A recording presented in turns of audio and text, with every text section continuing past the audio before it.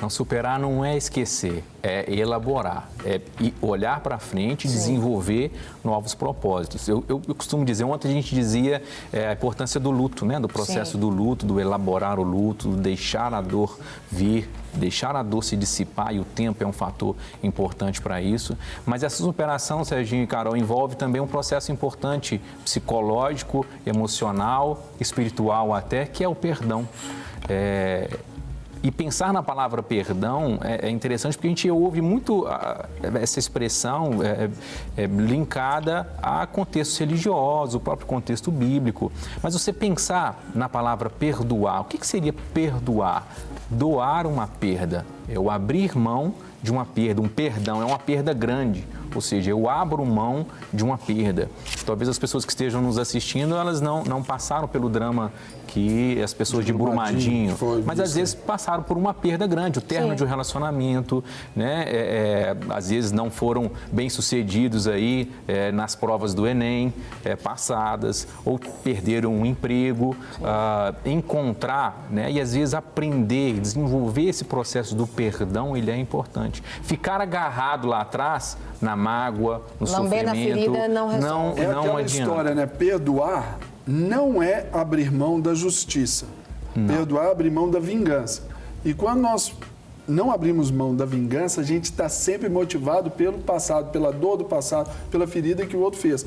E a gente vendo ali a Vale, a empresa, né? E até nos seus gestores, diretores e etc. ali, precisa de ter um perdão em relação a isso, né, Samuel? Para desvencilhar desse palavra, porque senão sempre vai ter aquele peso. Exatamente. Também, né? Às vezes, porque assim, não existe indenização nesse mundo que pode pagar uma vida humana, que pode pagar a sua identidade ali no seu local. Quantas propriedades foram devastadas, né? E ali, pessoas, né, que passaram décadas, cresceram naqueles ambientes, têm a sua identidade que já não existe mais, que a lama levou. Então, nada vai mudar a história. Não há indenização capaz disso. Sentiram. Claro. Mas esse processo do abrir mão desse senso de justiça, não de buscar a justiça, mas dessa vingança, ele é importante porque ele liberta.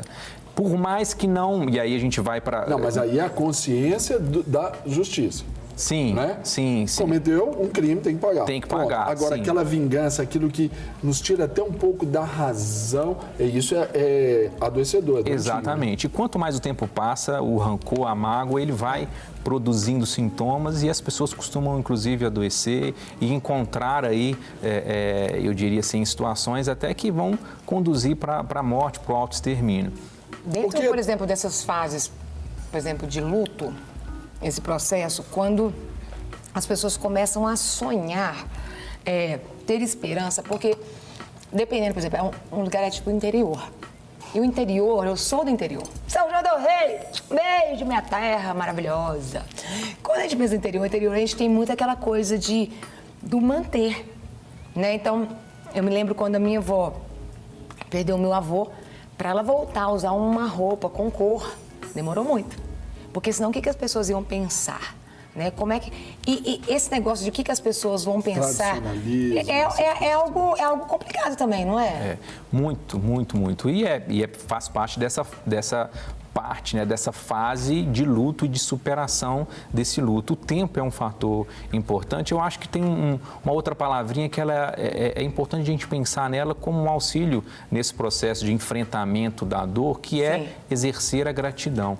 O que nessa tragédia, na sua tragédia pessoal ou na tragédia de Brumadinho, é possível tirar também como como algo positivo, se é que a gente pode dizer assim, né? Porque as pessoas, elas são hoje, né? O primeiro dia do ano, nós já não somos como ontem, já somos diferentes, transformados. A cada instante a gente está em plena transformação. E buscar desenvolver a gratidão diariamente é importante. Isso muda, inclusive, a frequência cerebral. Quando nós exercemos, né, o poder da palavra positiva sobre nós, não é num sentido místico, mas como é importante o poder do pensamento. Pensa, terapeuticamente falando. Sim, o pensamento, nessa relação, o pensamento, ele gera um sentimento. Sim. o sentimento, ele gera um comportamento e o comportamento promove o resultado. Então, percebe? O meu pensamento, ele pode ser capaz de já prever o resultado. Se eu tenho um pensamento ruim, de mágoa, de rancor, de vingança, o meu resultado, ele não vai ser legal. Sim. E é interessante porque esse pensamento, ele está muito conectado com as emoções e como nós interpretamos as nossas emoções ao longo da nossa vida, né? As emoções, elas sempre vêm primeiro. É como se aqui no estúdio entrasse um leão agora.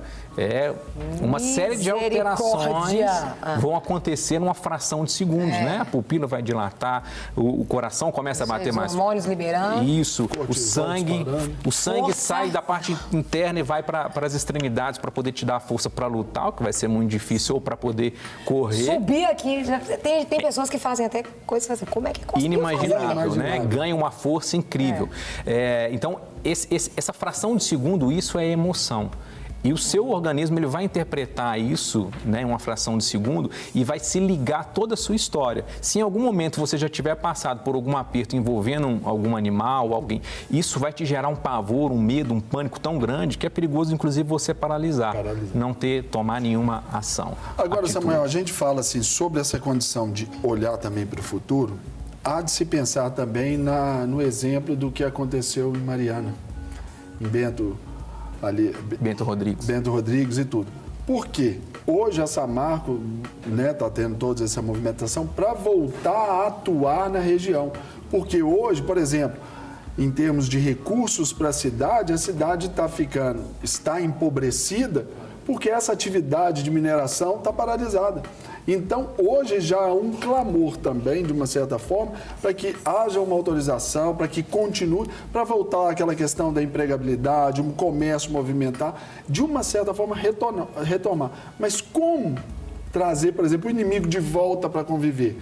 Aí eu lembro de uma das definições que eu aprendi sobre perdão, que perdoar é permitir que o seu ofensor renasça na sua história. Então, por exemplo, pode ser que dentro, em breve, X tempo, a Vale vai continuar operando comercialmente na região e como os moradores, esses que ainda estão, eles vão lidar com isso. Ou também há um preparo até para lidar com isso, dessa superação e olhar para frente. É possível que aconteça.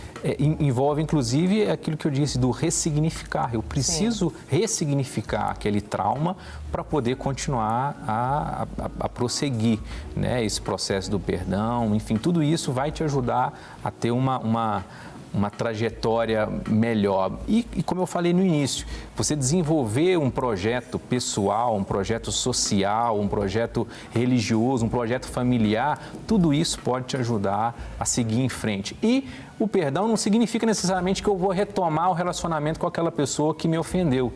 Sim. Percebe? É algo interno, é uma liberação emocional, psicológica, de fé também, é interno, o processo é de dentro para fora. Exatamente, eu paro de me matar em detrimento daquela pessoa que continua viva. Então, renascer isso, eu vou estar permitindo que renasça para eu saber lidar. Sim.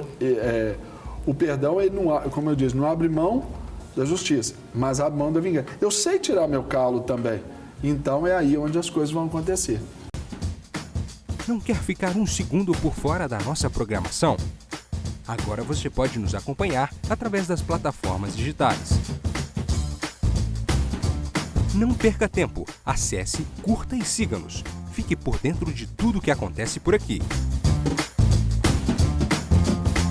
Rede Super, inspirando você.